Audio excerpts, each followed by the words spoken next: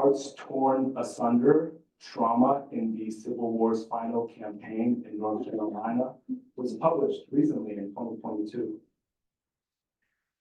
Val Long, President of the Wake County Historical Society in North Carolina and a native of Raleigh, North Carolina, is currently an independent researcher and was formerly the director of the colonial era Joel Lane Museum House in Raleigh, North Carolina for over 8 years.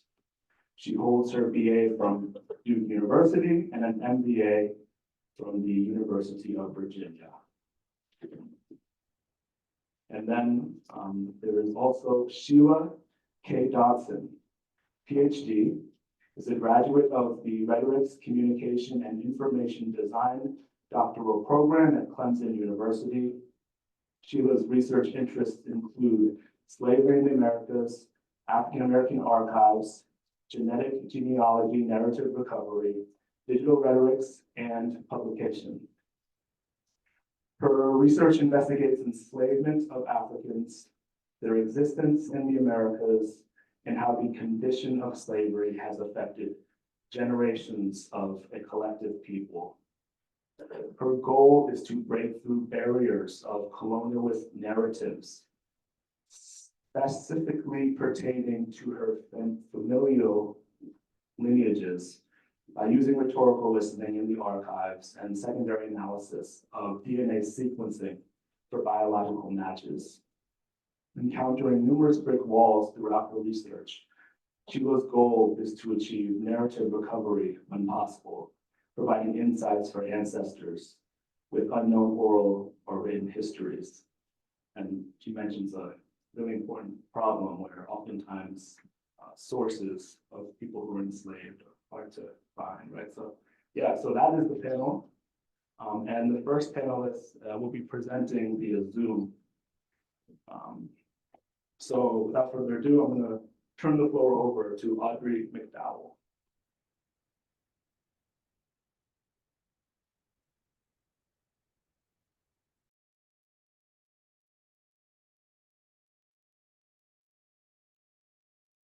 Thank you. I'm going to share my screen.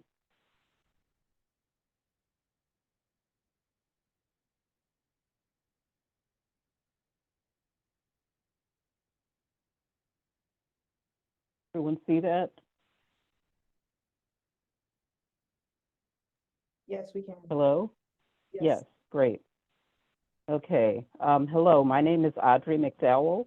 I would like to thank the Lemon Project for giving me the opportunity to present today on the topic of reclaiming our history in search of Virginia roots. So just a little bit about me first. In terms of my background, I have 30 years of experience conducting genealogical research with a focus on several counties in the Piedmont region of North and South Carolina at the foot of the Appalachian Mountains. And I have identified many of my formerly enslaved ancestors. This map shows that while my ancestors were concentrated in Western North Carolina and South Carolina, as you can see here, my DNA connects me to people whose ancestors are spread across the southern states. You can see from the eastern seaboard all the way into Texas and Oklahoma. Why is this the case? This is because approximately 2 million enslaved people were transferred from the upper South to the deep South between 1820 and 1860.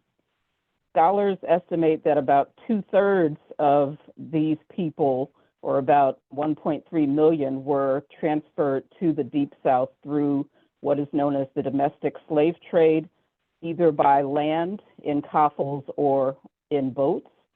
And Virginia was the source for the biggest deportation. Nearly 450,000 enslaved people were uprooted and sent south from Virginia between 1810 and 1860.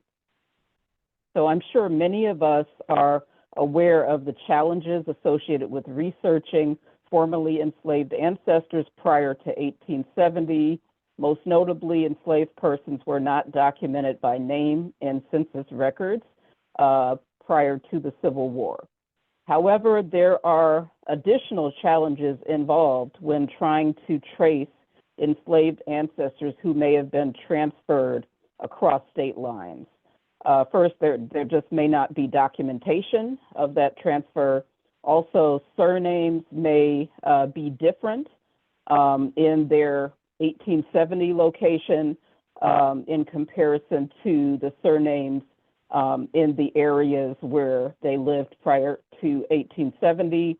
And then also there may not be other relatives in the area where they were living in 1870, such as siblings or parents, which makes it more difficult to trace the family because there's, less clues. I have several ancestors who were identified in census records as being born in Virginia in 1870 or 1880.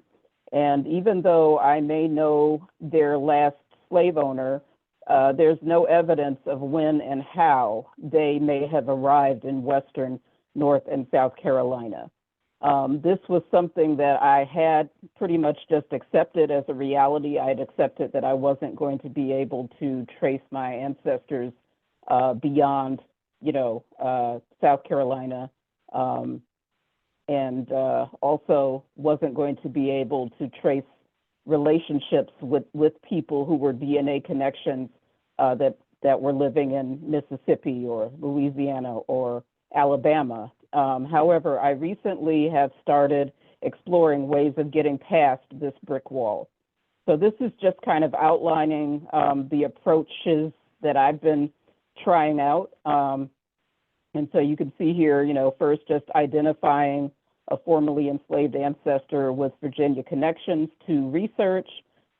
Next, documenting available information that I have on that ancestor, summarizing what I may know about their previous slave owners, looking at the history of the area where they were living after 1870 or after the Civil War, looking for clues among the friends, acquaintances, and neighbors, in particular of the slave owner.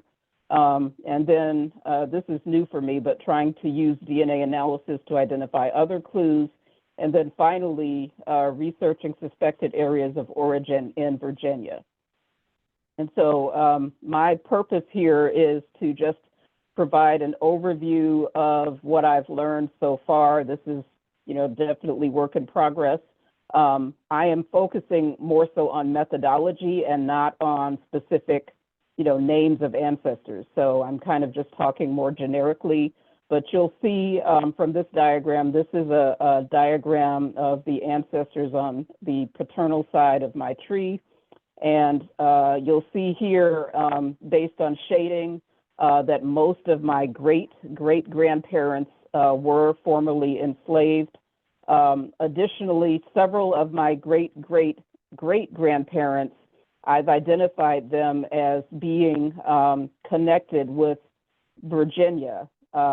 Potentially born in Virginia based on one or more documents, such as being identified as born in Virginia in census records themselves, or having children whose census records stated that their parent, one or both parents, were born in Virginia.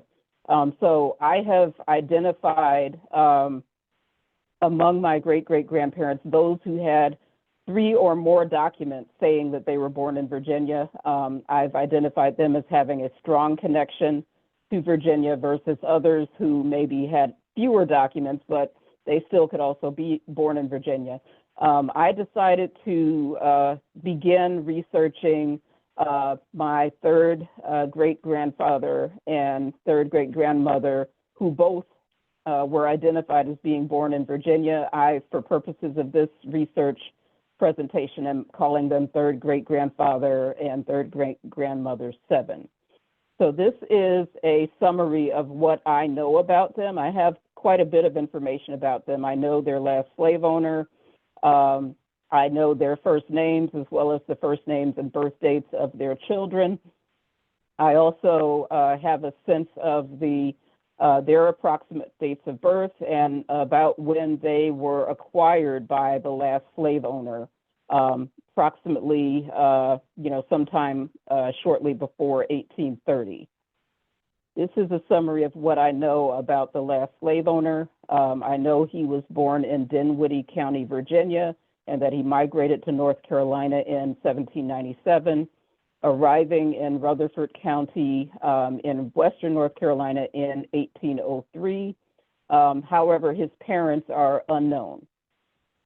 And you can see here that in 1830, he had 2 enslaved persons, one male, 14 to 23, and one female in the same age range. I believe those are my third great grandparents. And then you can see by 1860, his widow had 13 enslaved persons, one male, 70, again, believed to be my third great grandfather, 4 young adults, and 8 children, which would have been his descendants. So this is a summary of some basic information about Rutherford County, trying to give maybe some context of how my ancestors might have arrived there. Rutherford County, North Carolina, was first settled by Europeans in 1764.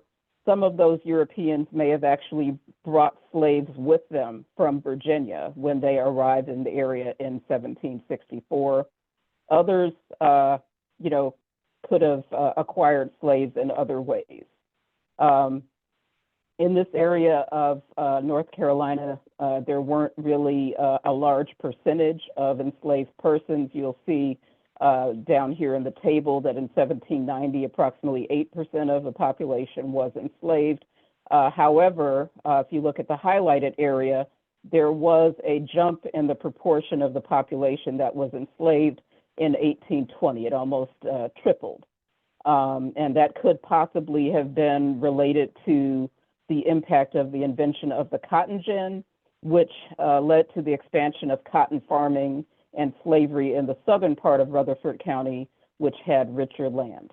You'll also see that in 1820 and 1830, the number of slaves in that area remained kind of around the same level. This is because the slave owners had already started migrating further into the Deep South. However, this is the approximate time frame when my third great grandparents would have been brought into that area from Virginia, because one of them is estimated to have been born in 1810 and the other one estimated to have been born in 1830. This is a highlight of some of the initial findings from the Friends, Acquaintances, and Neighbors analysis. Several of the last slave owners' neighbors owned slaves, and several of them had Virginia roots also. And these folks, they kind of intermarried with each other, had lots of children, and so it gets a bit complicated to research them. But you can see one example was, neighbor was born in Virginia, migrated to Rutherford County, moved across the state line, but he did have slaves, and his father had been born in Cumberland County, Virginia, moved to Surry County, Virginia, and left a will in 1813. And so again, a lot of work to kind of figure out if there's any evidence or information about my ancestors among those neighboring slave owners. So I decided to take a stab at seeing, what could be done with DNA analysis. So again, this is still focusing on the same couple and looking at their descendants. The diagram on the left in this slide is just kind of a summary of my relationship to a few shared matches in Ancestry.com that are known to be descended from this couple. And so you'll see, 2 of them, which I'm calling matches A and B, are second cousins once removed of mine, and then match C is a second cousin. The diagram on the right is a diagram from GEDCOM, which is a website that has tools to facilitate analysis of DNA. And this diagram shows places where these matches have shared DNA with me on certain chromosomes. And then I've also circled a couple of places where these matches also have shared DNA with each other. And so you can see the amount of shared DNA varies depending on how close the relationship is. And with regard to shared match A, I believe there may be some endogamy, you know, we could be related on multiple lines. So in this diagram, I have added 2 additional shared matches, both of whom have connections in eastern to central Virginia, kind of on the Virginia and North Carolina border. I wanted to see if either of these shared matches, you know, I'm not sure how I'm related to them, but I wanted to see if they have any overlap with the matches that are known to be descendants of the couple that I'm researching. And so I've circled that you can see that match D does not overlap, and match E also does not overlap with the descendants, the known descendants of this couple, although they do have a connection with me. 2 minutes left. Next slide, you can see I also added a shared match F, and this is a shared match who her ancestors were in Mississippi and Louisiana in 1870. And what's interesting is that although shared match F also does not match with the known descendants of the couple I'm researching, you'll see up here that matches E and F have a lot of overlap with each other as well as with me. And so you have a match in Mississippi and Louisiana with her ancestors there in 1870. Then you have another match with ancestors in eastern North Carolina and Virginia in 1870, but they have a connection with each other. And so this raises a question. Even though there's no immediate evidence of shared surnames on our family trees, you know, when and how did some of our family members wind up spread across from, you know, Virginia to western North and South Carolina to Mississippi and Louisiana, and on which of our ancestral lines are we related? So I decided to kind of go back and do a little more analysis, looking at another ancestor who has a strong Virginia connection. And this is what I'm referring to as third great grandfather 3. I know less information about him. He does have an unusual first name, which makes it a little easier to trace him in census records. I have the names of his wife and several of his children based on post-slavery records. I don't know if he had a previous wife or previous children prior to the Civil War. I have a suspicion that he took the surname of a wealthy family. Well, he has the same surname of a wealthy slave-owning family, and so I suspect that he may have been enslaved by one of them, but I'm not sure which one. And I also have his estimated date of birth, born approximately 1822 in Virginia. This diagram shows, again, my relationship to some shared matches that are descended from this great-great-great-grandfather and his wife. And so you'll see a number of third cousins once removed, as well as a second cousin one time removed. And so in this case, I did a partial leads analysis, kind of trying to do comparisons across multiple shared matches to see how they're related. Am I finished? Yeah, we're out of time. Unfortunately, we have to go into the next countries, and maybe sure. we can talk more. Thank you for that wonderful presentation. Thank you. Bye.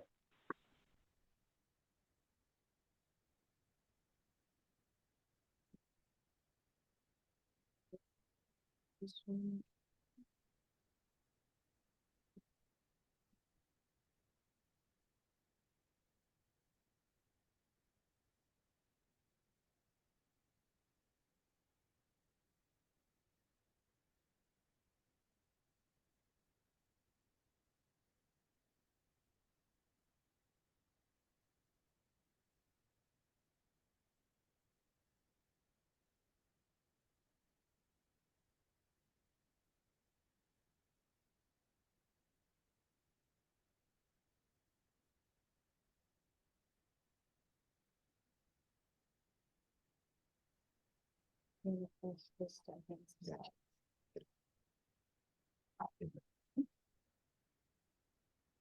afternoon. Is this one? Can you hear me? Good afternoon. There we go. All right, cool. Peace and blessings. It's an honor to be here with you all. My name is Ricky Josie, and I run an outfit called Collective Journeys. And right now we're working in terms of belonging and wellness, and you'll see why. The question of the hour is, what kind of ancestor will you be? Dave Lewis, what we call Uncle Dave, is one of the elders of the Dakota community out in Minnesota. And we were at a meeting once and he asked that question. And it made the whole room stop. And everyone paused. And he continued. He said, in every deliberation, our decisions will affect us for up to 7 generations. So what kind of ancestor will you be? And for me, that changed my whole trajectory of what I thought my life was going to be. A couple of years later, I founded this Collective Journeys business, and this question resonates with me every single morning when I'm thinking about what I'm going to do for the day. What kind of ancestor I'm going to be? What part of me is going to show up to be of service to the people? So I've settled on belonging and wellness. As a practitioner and a coach, so I work with groups of people, but I also work with individuals. And a lot of my work is putting a special emphasis on the legacy of mental health and trauma. Now, I can't tell y'all about this healing work until I tell y'all a little bit about me, because those stories are intertwined. COVID-19 tore me up. Messed up, I don't want to say messed up, but relationships got strained, work started to get tense. I was losing my mind. I didn't know what was going on with me.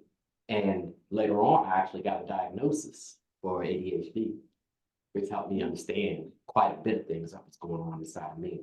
And yet, there was something else that was below the surface.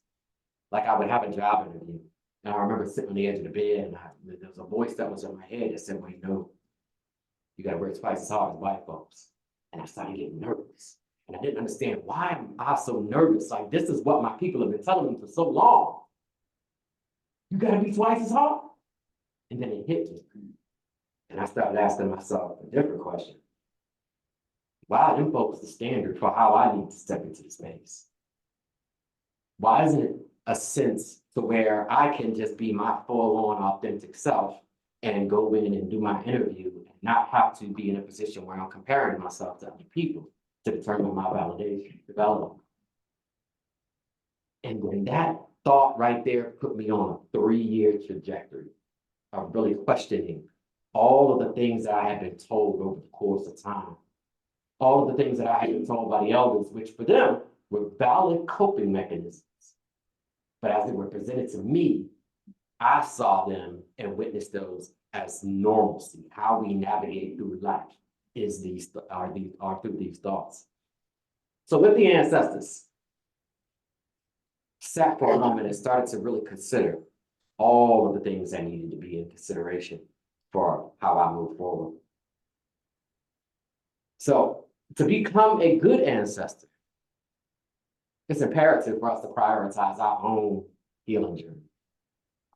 And I know in some communities, we don't think that there's healing that needs to be done, but I'll tell you otherwise.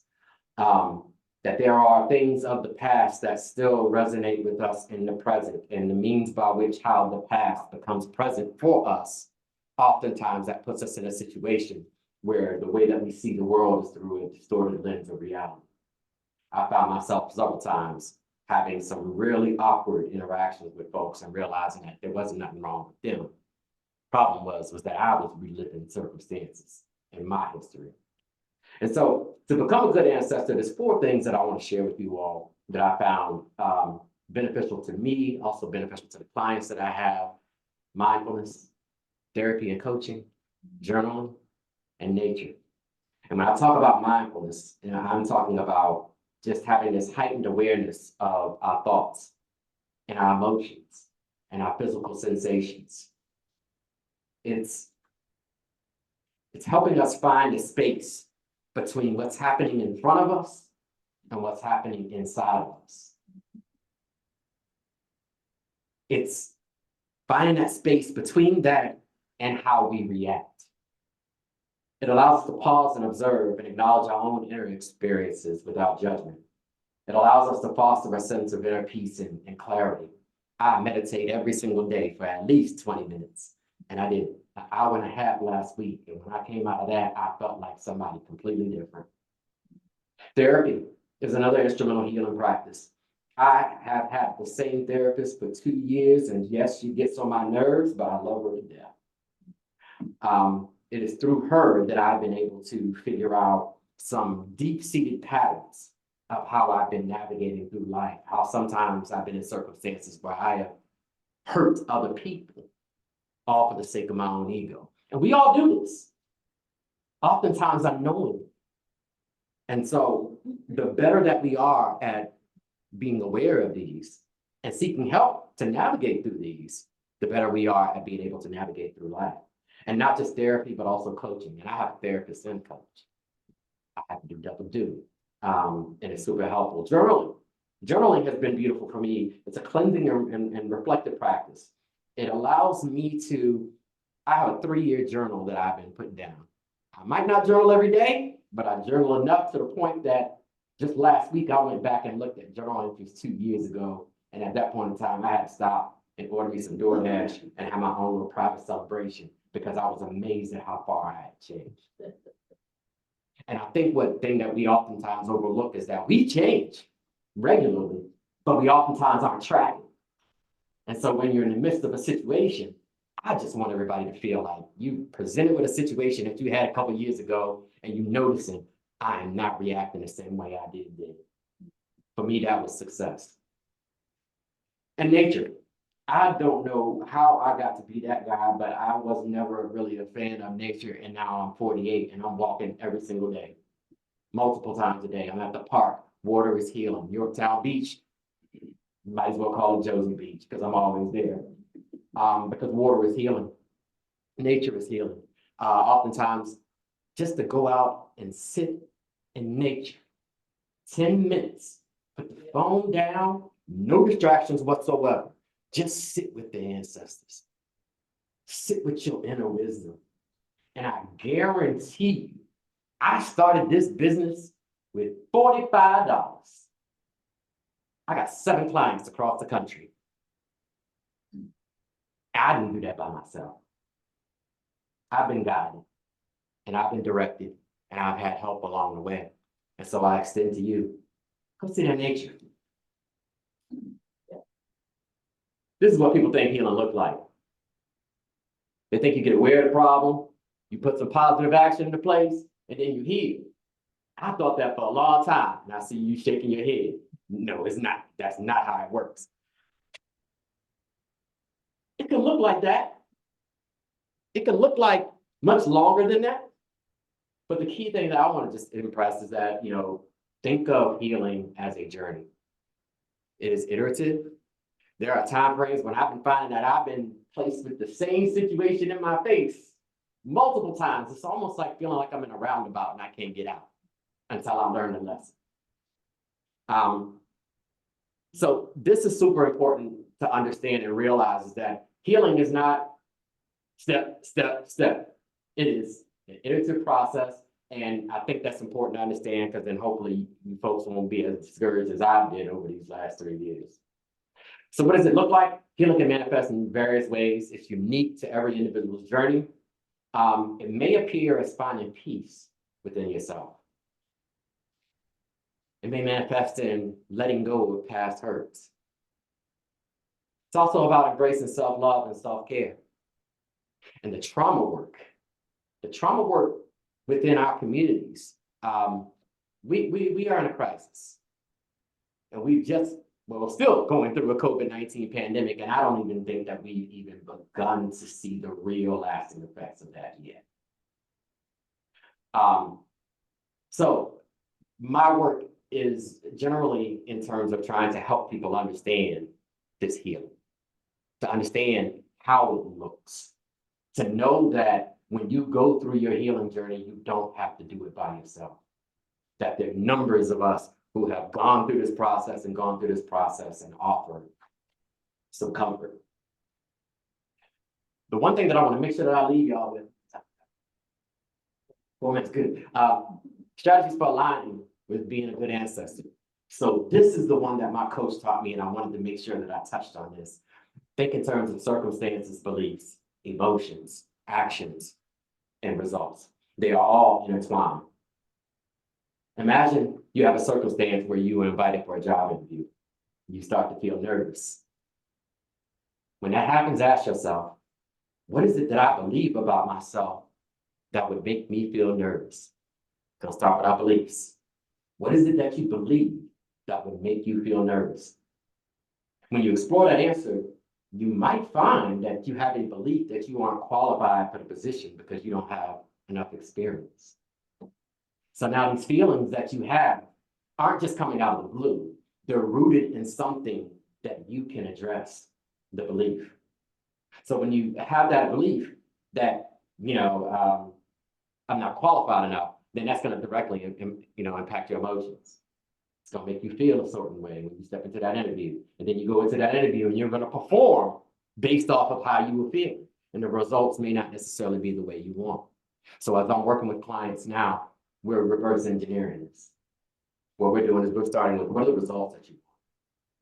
Let's define those clearly. And in order to get those results, when that circumstance hits, what is it that you have to believe? And then what are the emotions that you want?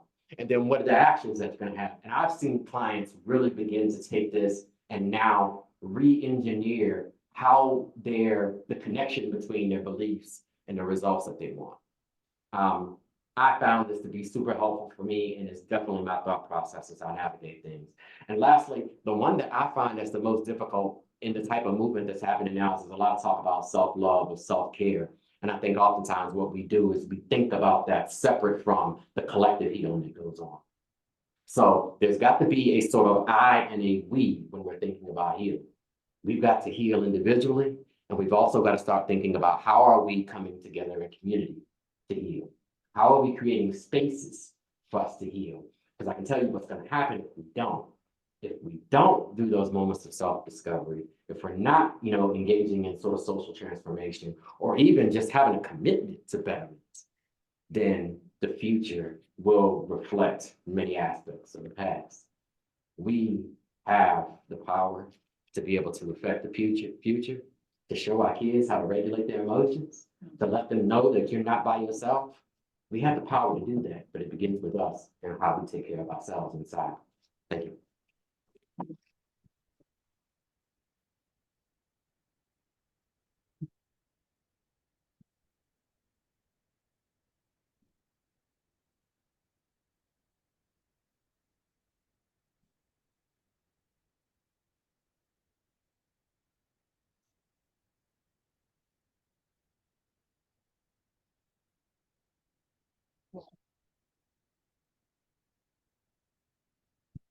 Good afternoon.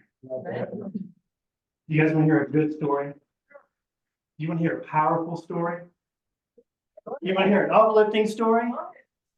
Well, that's what I'm going to tell you this afternoon. Myself, I'm Ernest Dollar. I'm the director of the City of Raleigh Museum, and I'm with Belle Long, and we bring you greetings from Raleigh, North Carolina.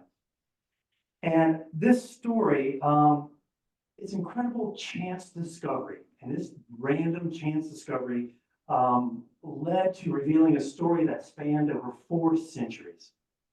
It is an amazing story that brought together people from across the United States. And this story shapes how a major southern city is going to shape what complex stories it's going to tell in this major urban park. Are you ready? Okay. And this is where it starts. Let me show you. This is Diggs Park. And this is the skyline of Raleigh in the background. We're a city of about 475,000 people. And the city purchased from the state of North Carolina for a cool $52 million in 2015, 308 acres right outside the city. They were touting it as the Central Park of the South. The only problem is, on this property was the state's first mental asylum. North Carolina Insane Asylum that opened its doors in 1856 for white patients. So the city has already got a little bit of complex baggage on how they're going to convert this former asylum, the last patient was there in 2012, into this beautiful scenic park for everyone.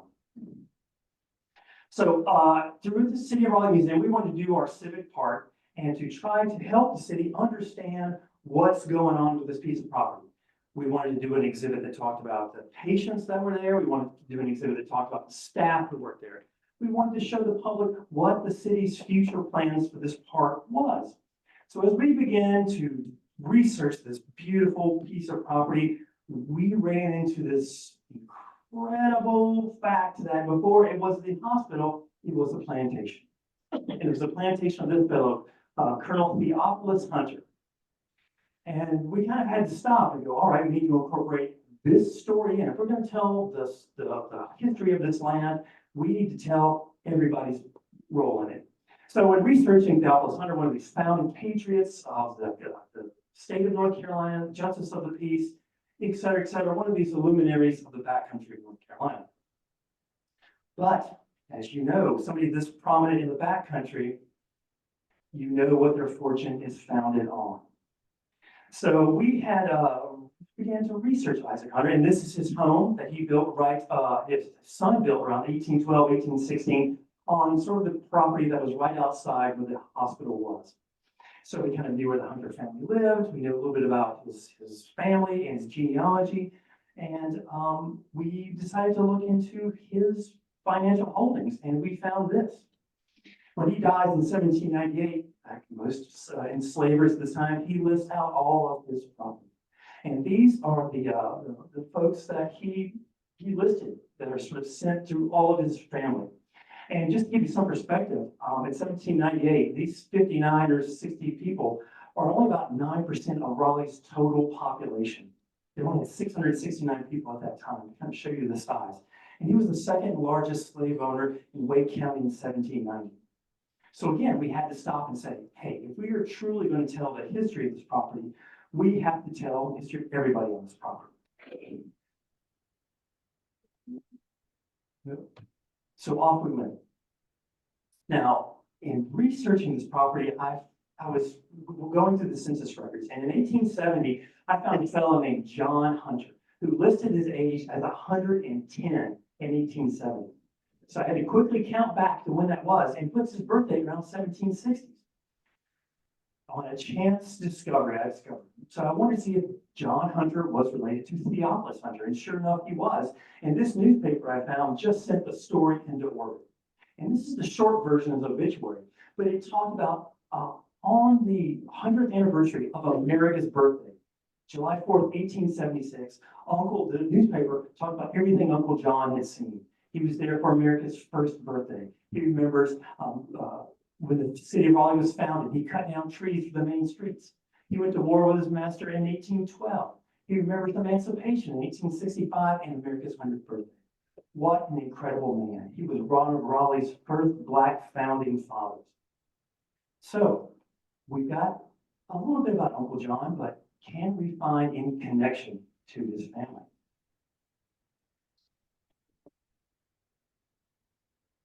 And indeed, when I started looking at Uncle John's family, all of a sudden, his lineage becomes one of the most incredible, iconic American stories. It turns out in 1870, he's living with his grandson, this guy right here, Stuart Ellison, who amazingly was an enslaved laborer who actually built the hospital in Raleigh, the asylum. Now, after the war, Stuart Ellison goes on to be one of the most prolific architects. He's a North Carolina legislator. He builds the St. Paul's Episcopal Church, which we'll see in Raleigh. So an incredible luminary in post-Civil War Raleigh. But if you keep going on, his family history gets more and more interesting. This is another descendant right here in the middle, James Hunter Young, who was a newspaper editor, who was a colonel of the first all-Black regiment from North Carolina to fight the Spanish-American War. And amazingly, this fellow on the left, I run the Pope House Museum, and this is Dr. Manasseh Pope on the left, who was in that regiment as well. We see that some of the family is legislators in Illinois, Tuskegee Airmen. Even modern dance, the Alvin Ailes Company, Liz Williamson is in this family in dance. So, but I couldn't find any living relatives. And I searched and searched and searched until finally I found this lady. This is Winetta Worthy. And after corresponding with her email and talking to her, I finally convinced her about this story. And she said that when I talked to her on the phone, that this was not a chance meeting. She said the ancestors brought us together. And that since chills down my spine just to talk about it. And so I talked to Winetta, I was like, bring your family down and learn about this connection you got to Raleigh. And when they came down in 2019, I thought there were going to be 3 or 4. And then a whole 27 of them showed up from Washington, DC, Atlanta, and Charlotte. And this is one of their ancestors in the Mount Hope Cemetery in Raleigh. We took them out there and showed them around. And we took them to the chapel where Stuart Ellison had built St. Paul's Methodist Episcopal Church in Raleigh. And this is them on the doorstep of the Spring Hill plantation that their family probably built, which still stands outside the park today. So our exhibit opened in 2019. It talked about the John story, the entire slave story. But one thing we did, and I encourage you to go to YouTube and find this video because it does a much better job than what I just did of telling this story.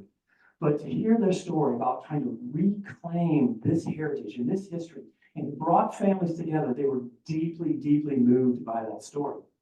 And what it did is it kind of started an entire process of how this project keeps moving to find the ancestors and descendants of that original 1798 will. And this is where Belle is going to pick up the rest of the story.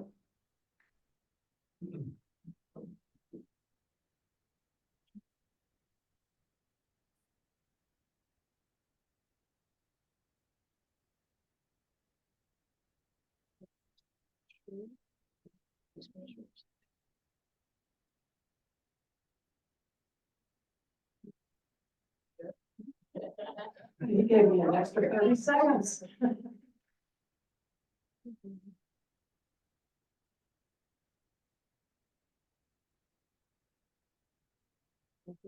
It didn't want to show it. I'm just going to close that. Yes.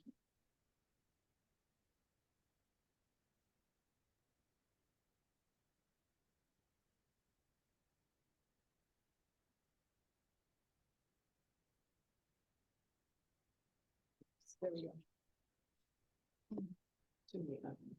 Yeah.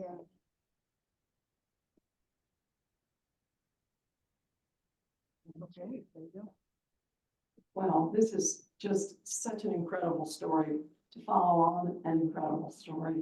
I'm a descendant of the enslaver of the people that we're talking about today. Theophilus Hunter Sr. is my 9th great grandfather. So I was thrilled to welcome the descendants of John Hunter, and it was such an incredible experience that I went on to do more research, and I discovered this man, it's not going forward, named Isaac Hunter, who was enslaved by Theophilus Hunter Jr. And if we can get this, there we go. And we found out about him through the Register of Deeds project. They last year or the year before went through every single deed in Wake County, they're all online, and pulled out all the ones that mentioned enslaved people. They had 600 volunteers working on the project. They did it in, I think it was 8 months. It's just phenomenal.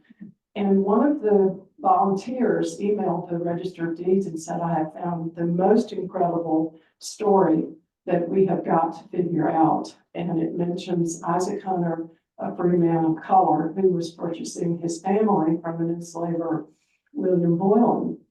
Well, when I heard about that story, I thought, I have got to know more. So the defining document is from the General Assembly records. When Isaac came back to Raleigh, he had left to try to get his family out of slavery. In order to do that, he had to petition the General Assembly because the laws at the time prevented free people of color who were not resident of North Carolina to be in the state.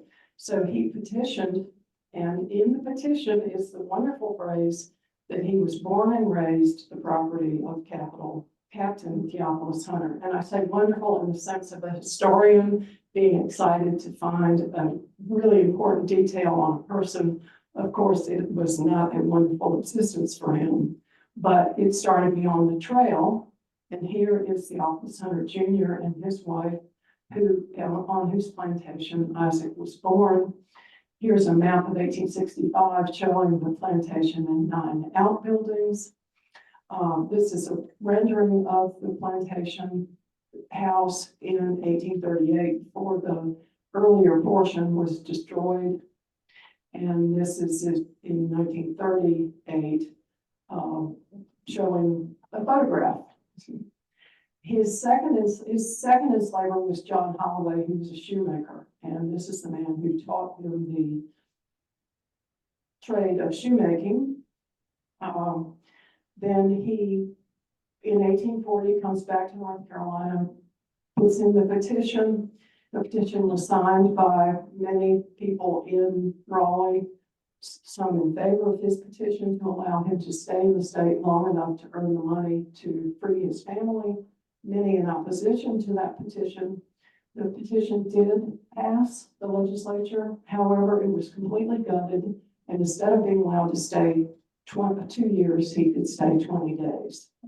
So he was unable, of course, to earn the amount of money he needed in that time. So he went back to New York, and in 1842, came back to Raleigh to free them. He had raised the money at that point, his wife, Emily, and her 5 children.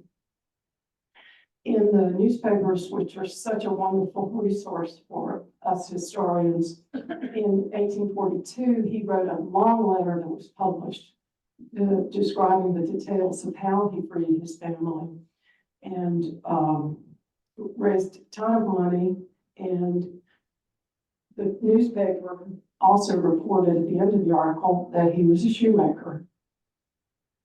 Then in 1850, this was the part that really blew me away. In the census, he's listed as a physician born in North Carolina and has, as you see, a large family, not even all listed on this record because the oldest had already moved out and gone on with their own lives. He died in 1874, and there is circled on his death certificate that he was a botanic doctor. Unfortunately, at that time, African Americans were not allowed to go to law school, but he was healing his neighbors. Then his wife outlived him, and she died in 1897 in Washington, D.C., where she lived with her son. The legacy of this family is incredible. They had, of the 10 children, I could find records on some of them, but not all. We did follow the tree down. We found living descendants. We didn't get 27 to come to Raleigh, but we got 3 to come to Raleigh. They invited them. They came from Atlanta and New York and went and visited the places that their ancestor had lived and worked in. And it was quite an emotional experience for all of us. And we're still searching for people who descended from those who were enslaved at Spring Hill, because we want the park story to be rich and full and as complete as possible. So thank you.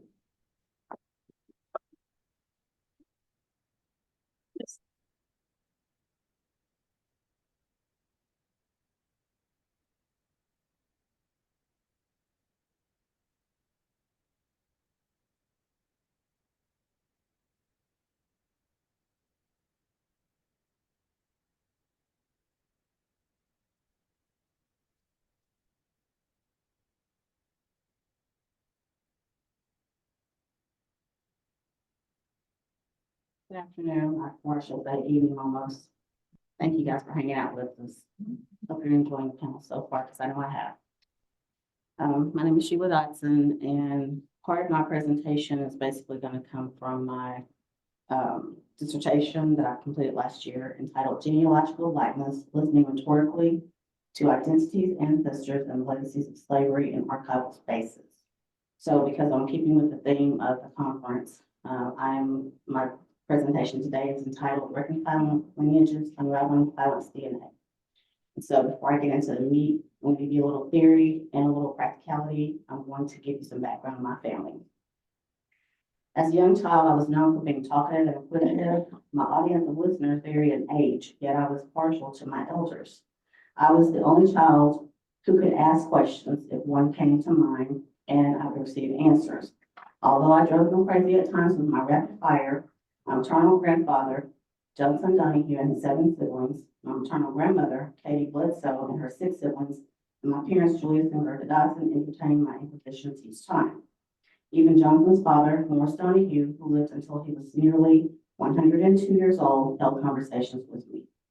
Katie's mother, Henrietta Jackson, who lived 3 months past her 88th birthday, was more selective with her talks and provided limited information on her upbringing.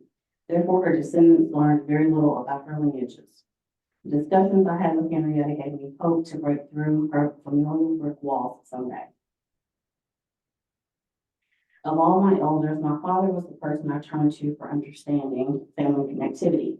If he could, he would put aside a chore to explain how we related to someone, as he was the glue for both his and my mother's families.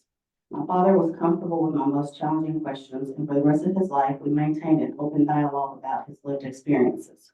The one issue we never discussed was slavery. Our home was devoid of any books on the topic, and the word slavery itself was never vocalized. The closest encounter I can recall was the annual televised broadcast of Alex Haley's Roots. I was too young then to understand the significance of what we viewed, and my parents did not provide a rationale for our yearly commitment.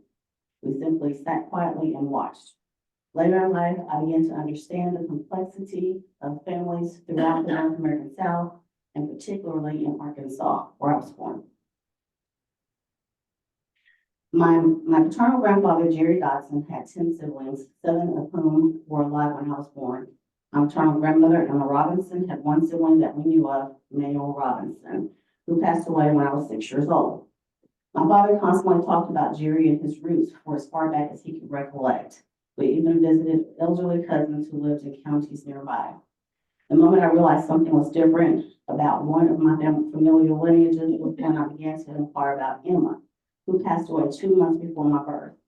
Her husband, Jerry, passed away a few weeks shy of my 2nd birthday, and oddly, I remember him holding me while I was sick.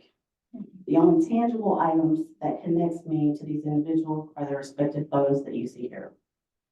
The missing details of Emma's life and my father's responses to questions about her family ignited a path toward my life's purpose.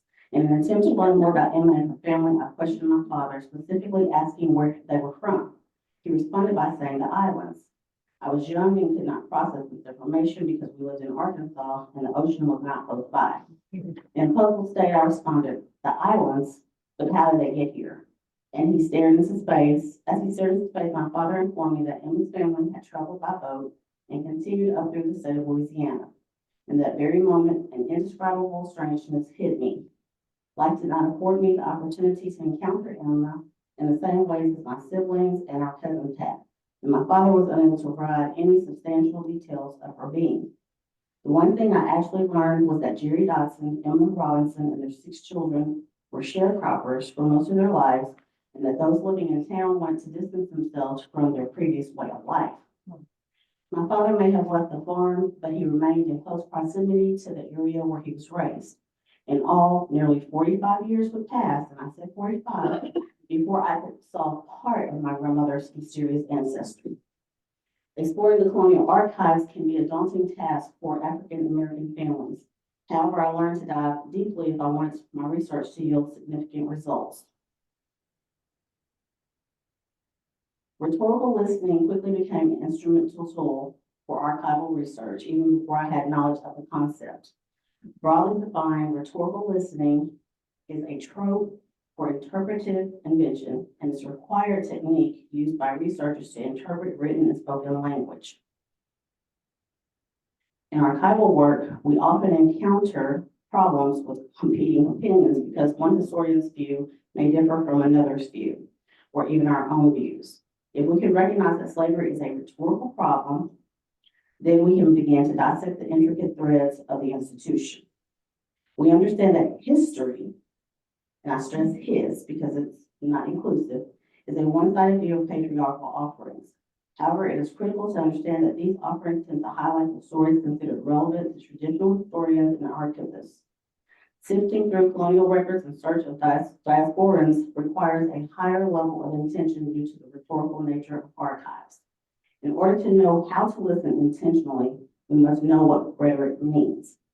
Rhetoric lies in the art of persuasion and therefore impacts our belief systems.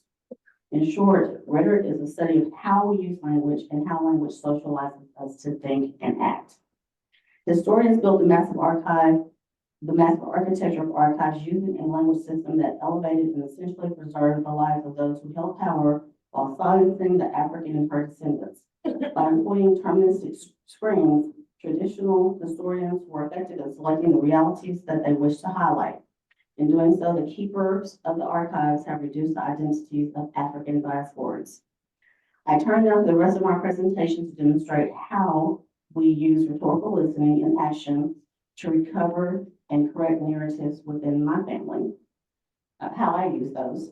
In the interest of time, I did not include all documented findings in this presentation.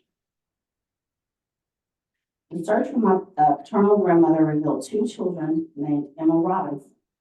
One resided in the southeast corner of Arkansas and one resided in the area where I grew up, the Pettis community of Roanoke in Roanoke County, Arkansas. Initially, I was conflicted because my family long believed Emma only had one sibling, Emmanuel Robinson, which you can see right above the yellow line, the yellow highlight. As you can see on the 1910 U.S. Federal Census, Emma is 2 years old. However, she resides in the home with presumed parents, Henry and Martha Robertson, and siblings, Lily, William, Anderson, and Manley, or Manny Robertson, the latter of whom we know to be Manuel Robinson. I conducted many searches for the individual shown here, but the one who guided me to determine that this was my grandmother's family was Anderson Robertson. Had I not performed a death record search using Ancestry, I would not have confirmed Emma's identity. Using Anderson in the search criteria with the approximate birth year set as 1905, I quickly located the death record. The death record for Anderson revealed that the mother of record was Mattie Callier. Immediately, I went back to the search for all records and entered Mattie Callier and found Martha and some cases Mattie Collier. Martha was born to Alex Collier and Mariah Carter, who had approximately 11 children. Anderson was named after Martha's older brother, Anderson Collier. When Mariah passed away, Alex married Ida Stuball, and they produced approximately 6 children. My search also revealed Henry Robinson's family. One of approximately 11 children, Henry was born to Harrison Robinson and Amanda Lassiter. And as a side note, Lassiter became Lassiter with one S, and Laster, possibly Lasker in Arkansas. What we believe are errors may likely be deterministic screens. In this particular case, Robertson was written on the census record rather than Robinson, and Mattie Callier was written on Anderson's death record rather than Martha or Mattie Collier. The Robinson family is one example of how deterministic screens can disrupt diasporic research. Another example of hiddenness within the archives is my paternal grandfather, Jerry Dawson's mother. Carrie Lawton was presumed by some family members to be a descendant of Arkansas Governor James Philip Eagle. However, my research could not connect her to the Eagle family. Instead, research alluded Carrie to being a Lawton descendant. The closest I came to discovering her actual father's name was through oral history with Carrie's longest living daughter, Ethel Dodson, who passed away a few months before her 102nd birthday. As the surname of Carrie's father was believed to be Logan or Lodin, I conducted a search for all records. The search failed and I turned to another name I knew to be valid, Carrie's mother. As you see on line 35 of the 1870 U.S. Federal Census, Nancy Payne was living in the household with her parents, Louis and Mary Payne, in 96 Abbeville County, South Carolina. Although not shown here, Carrie Payne was listed on the next page of the census. According to the 1880 U.S. Federal Census, Nancy was living in Arkansas with husband Samuel Nellums and their children, Carrie, Perry, and Henry Nellums. Notice here that Carrie goes by the last name Nellums. A few lines up is the Lawton household. For many years, the identity of the man was presumed to be James M. Lawton. However, an extensive examination across records reveals the name to be Joseph Maynard Lawton. My great-great-grandfather, Joseph, is shown here in the middle photo. His children are Estelle at the top left, Carrie, my great-grandmother, right under her, Mary Bowling, top right, and Caroline Carrie Bowling Lawton. As is the case with given names Maynard and Bowling, Caroline has been found throughout recorded Lawton history. It is possible that my great-grandmother was named Caroline and that her mother shortened it to Curie. This brings us to race. How do we define this concept? One scholar defines race as a vast group of people loosely bound together by historically contingent, socially significant elements of their morphology and/or ancestry. In other words, race is a social construct devised by colonial powers to define and segregate beings. The fact that critical race theory has been banned in so many institutions is harmful to the progress of civil rights, education, and inclusion of all people of color. Race has been and will be an issue regardless of discussions around slavery. This slide details some of the ways racialization has affected African diasporans over time. This list is heavy, but the points I consider when I search the archives for my family are the silencing of beings, mass migrations. There have been more than one, and they occurred in various directions over time. Deterioration of familial units caused by slavery and migrations from after emancipation, and the inherent fears held by diasporans.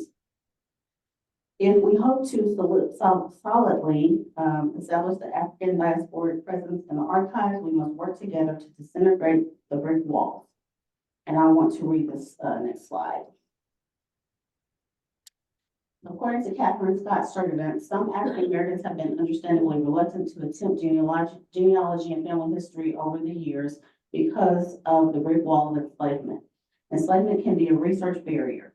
When people refer to it as such, they mean that records showing Black people by name diminish or the names change, as in the case of females, when researching back to the pre-emancipation period of history.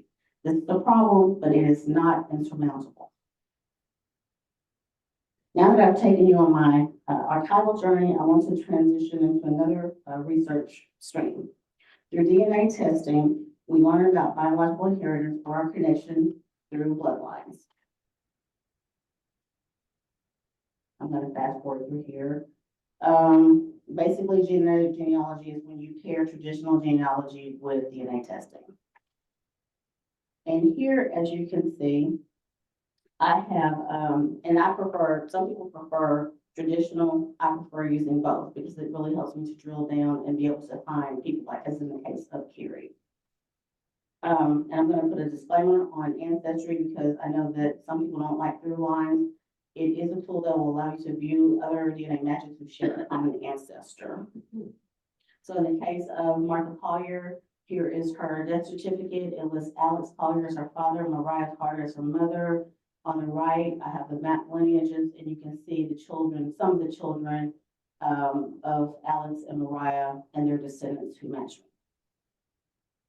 1880 census, we have Harrison Robinson, and if you look down, Henry is highlighted with the purple arrow. His Aunt Mary, which is Harrison's sister, is living next to them, and up at the top you see Thomas Robinson. And on the right, I have map lineages. I didn't show my common in my thread of Harrison because I know all those people, but Thomas and Mary's, rather her children, have descendants, and I know some of them as well. 1870s United States Federal Census, where Nancy was listed. If you look above the Payne household, you'll see William Henry Lawson, who was my great-great-grandfather. At the time, Joseph was married and living in another household. Again, I didn't show the 22 DNA matches, but if you look underneath Joseph Maynard Lawton, my fourth great-grandfather, you'll see his descendants and the DNA matches. Nancy Payne on the 1880 census there, when she's married to Samuel Nellums. If you look above, there's Joseph Maynard Lawton with his wife, Sophia, and daughters Estelle, and then listed Bowling, but it's Mary Bowling Green and the other Carrie. And on the right, there is Nancy and her descendants. Okay, so I'll just leave this slide up here for, I mean, there are privacy issues as well as the last slide for community healing tips. Thank you. All right, so we have a couple minutes for questions from the audience. Yeah, my first question is to the lady, I'm sorry, I didn't get your name. But I was so glad to hear you talk about this, or the perceived differences in race. The amazing thing is we believe those titles, you know, and it all started right here in this state. And I just wonder, will it ever go away? More comment, but you can comment about it too. The other question I have is for Belle, I think it was Belle. You mentioned, and I might have misheard you, because I thought you were talking about one of your ancestors or one of somebody who was a physician. And then you mentioned that Black people were not able to be lawyers at a certain time. Can you help me with that? Remember?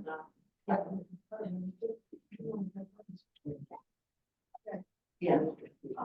Yeah. Isaac Hunter was the enslaved man who freed himself and his family and became a physician. He'd been a shoemaker, but he managed to become a physician. And yes, my ancestor son enslaved Isaac Hunter as a young man. So But he did become a physician. he did become a physician. And what Yeah. year was that? The census was 1850 when he was listed as a physician. In 1842, he was a shoemaker, according to the newspapers. So some incredible transformation happened over the 8-year period. So much of that did happen. Yes. I think. But Oh, I know, too much is kind of- it's such an inspiring story. Yeah. Quickly to answer your question about race, I don't know that we can overcome that. If you look in the news, it's very disappointing to see all of these states with these sweeping bans. Alabama just 3 days ago with the ban in critical race theory, and that includes public universities and colleges now. Arkansas, my home state, has bans as well. And it's just really hard to have these discussions. How can you overcome the issue of race if you can't talk about it? And it's not to make anyone from Caucasian descent to feel bad. Critical race theory is designed to talk about the issues, what happened, and how can we move forward. And I think that's the misunderstanding. Somebody caught fire because of, the Florida incident, and everybody ran with it and made these assumptions that this is all bad. And it's not. It's to bring people together like we are here today. I have a question from Ron, from Sister R. Cohen. Curious to lean in any of her hunter lineages or descendants end up in Louisiana.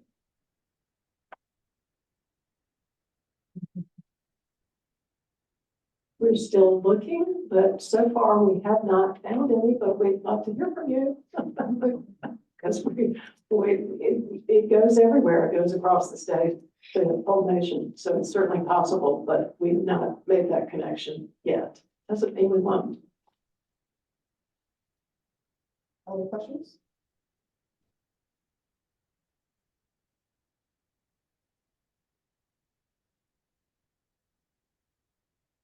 To the presenter that gave the final presentation, I just wonder, like, I think about the word research a lot. And when I saw your presentation, I thought about how very connected to it you are. And so I wonder, what have you found, what have you learned about yourself as a researcher and being deeply connected to the work?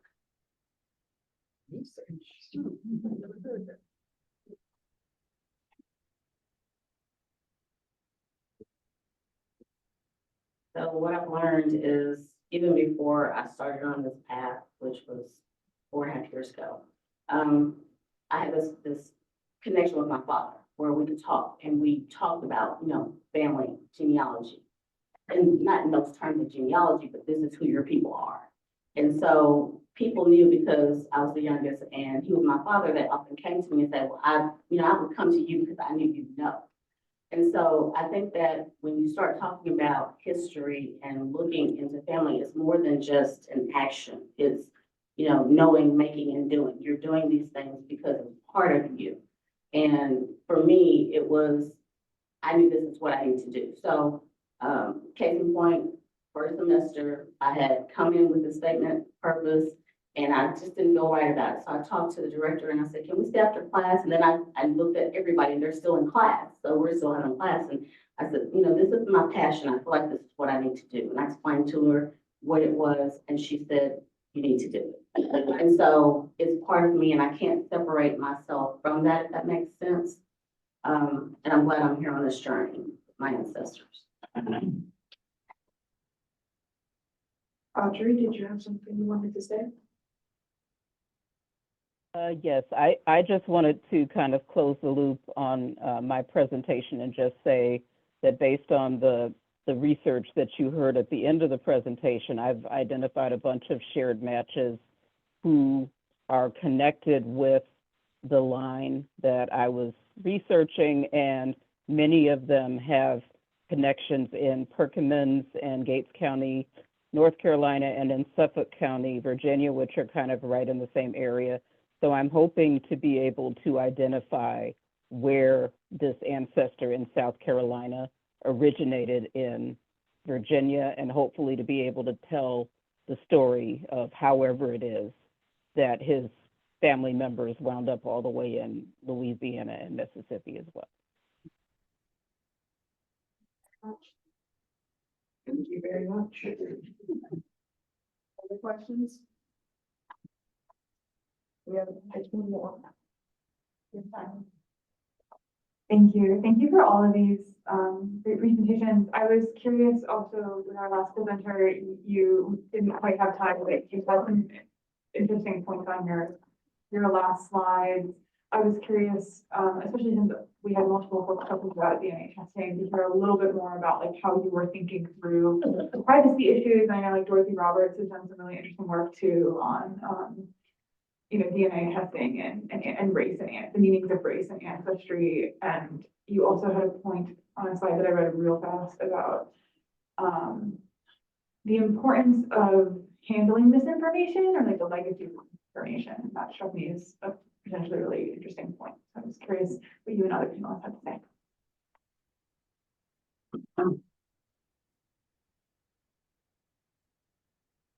Okay, so with the privacy issues, I know that a lot of people always reference the fact that, well, the police, the authorities can get a hold of your DNA, and they can solve cases. But, in some situations that's warranted, considering that we've had a lot of serial killers out there. But I was really concerned, and so I consulted two African researchers at a former medical college that I worked for. And, they calmed my fears by saying, this is a good thing because you're learning not only about yourself, but about your people. You shouldn't be concerned to stick with the big two. And we all know who those big two are.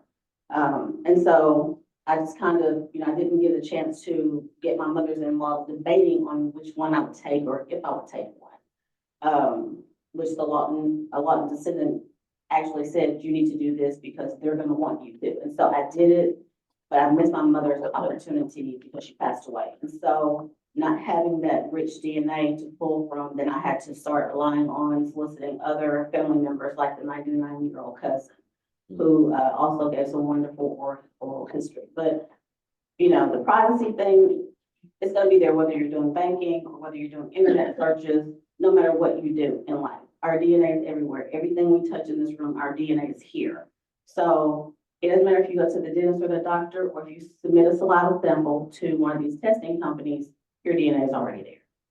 So that's something to think about.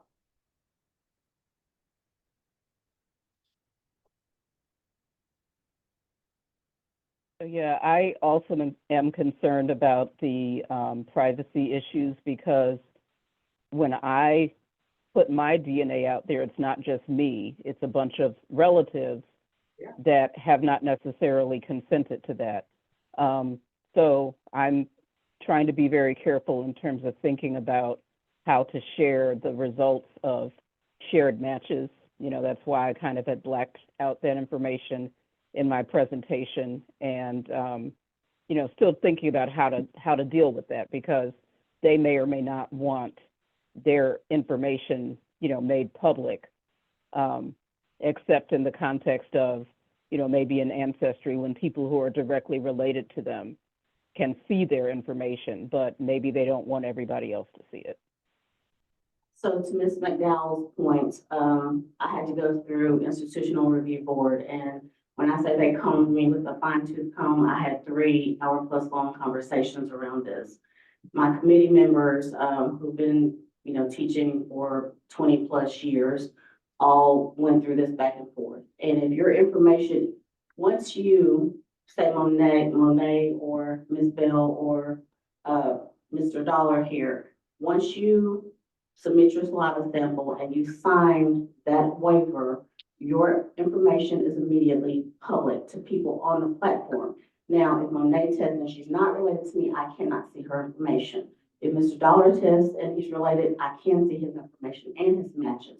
However, we're at liberty to share our matches because they've signed that disclosure. As long as your matches, as long as you agree to see your matches online, then you're agreeing to be public, and anybody who's a match to you can see that. Now, if you are concerned, anybody in the room who wants to test, you don't want to share your matching, then you won't be able to see the matches and they won't be able to see you.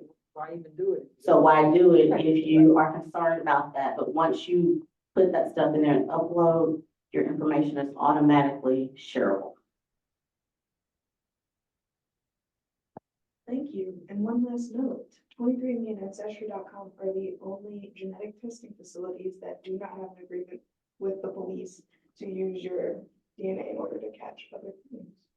So keep that in mind. Yes, we are. Unfortunately, we're out of time. Thank you for a lively discussion. And I hope everyone in Zoom land has a good rest of their day.